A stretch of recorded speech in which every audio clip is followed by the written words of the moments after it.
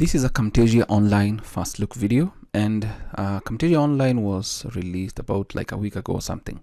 Now, it allows you to create your next video in your browser with Camtasia Online. So it's fast, free, no downloads required. Now, there's this banner showing up here, and if I click on it, it's going to take me to this particular URL, camtasia.techsmith.com.app. Now, I've not used it before, and more or less, you'll need to sign in. So that's the one part of it that you need to do. You need to sign in to use it. So I'm signed in. And for this, you can read the terms of service, but I'm just going to click on agree and continue. Now, once I do that, it gives you more or less like what project you've done or you're planning on doing, or more or less I created a project but I did not do anything. So I can actually just delete this. Just delete, because I did not do anything. So if it's your first time, you're going to be met with a screen like this, and you can see my projects shared with me. And to create a new project, you'll need to click on new project. Now, you'll need to take a note of each video is created scene by scene. A scene is about 5 minutes worth of video. So if I click on new project, it's warming up for me to get started. So what kind of videos do you want to create? So knowing this will help us optimize your experience. Let's say tutorial video. Click on finish. And once I do that, so open a project, record a scene, and so on and so forth. So we can just bring that down. And once you're in scene 1, what would you like to record? The screen. And you can see that pop up. Just close this first. The camera, it's going to ask you to allow for cameras to be recorded, and then just close this first, and then we've got the screen and camera, and then you're going to get all this. Now, once you decide to maybe do this, please take a note that you can also share tab audio. That is when you're in Microsoft Edge. If you go to the window option, you'll see that to share audio, share a tab or screen instead, you can select that. You can select that depending on what you want. You can also go for entire screen. Is kind of what I'd kind of recommend on most situations for you to kind of record, and then select the screen that is entire and check this. So that is that, and you can click on share. It's not yet started recording. You can allow now your cameras to be on, so you can see the type of camera, and by default it kind of gives you a circle cropped video right here, and then allow the microphones, and you can still change the microphone sections here. So for example, this one, I'll go for this one, analog 1, 2, and then camera is going for the HD Pro webcam C920, and then the screen is on, and then you can start recording. But before that, this is screen focused. You can see this other one, depending on the variations that you want. We've got this one where they've actually removed the background for you, but I prefer this one to use this most of the time. You can scroll down if you're looking for the balanced kind of effect and all that. Now, for this selected option, you can click on customize to customize it. Maybe the size and position, maybe somewhere there in the middle, or whatever really works for you. Maybe bottom left of your screen, or maybe something like this, something, whatever you want. I'll actually just go back to this. I prefer that kind of look when it comes to recording these videos. Now, we are almost done with everything that we want. You can also do some effects here, like the corner rounding. You can see the browser. You can give it a border, a reflection if you want to, a mask. Really depends on what you're working on, or just leave it as a drop shadow. Looks like that. Scroll down. Is there anything? Camera effects, background removal, you can do that as well. It looks good.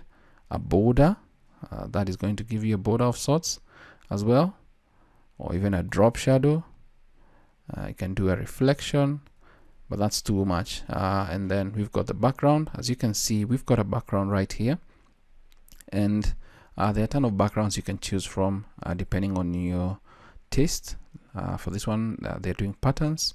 You can change into whatever pattern that excites you or you feel fits what you're working on. Let's say we go with that one, and then we can have this one as well right there. So let's assume you're already done with that. I'll click on start recording. It's going to give me a countdown, and I can hide this.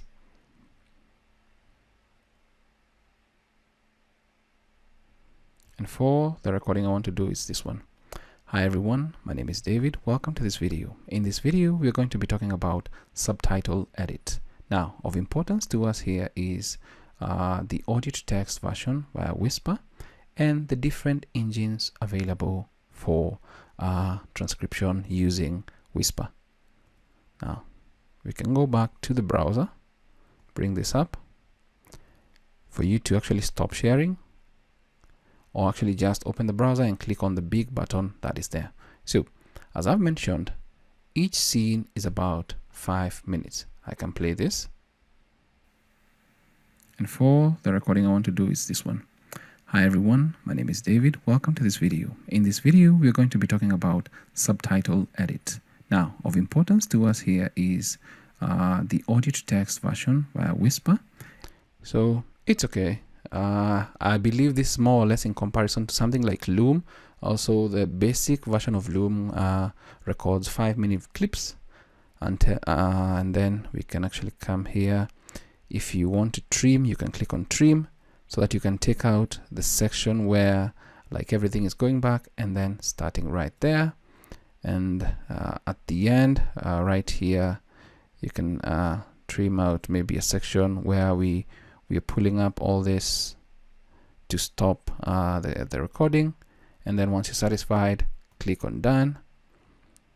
And that is scene number 1. You can also add a scene if you want to add one, or also you can re-record if you feel that you need to re-record that particular section. You can also collaborate with people and just put in the email and invite, scene only access or project access. That's okay. You can also copy the link and then you can export the project. Now, for this one, there are a couple of options to export.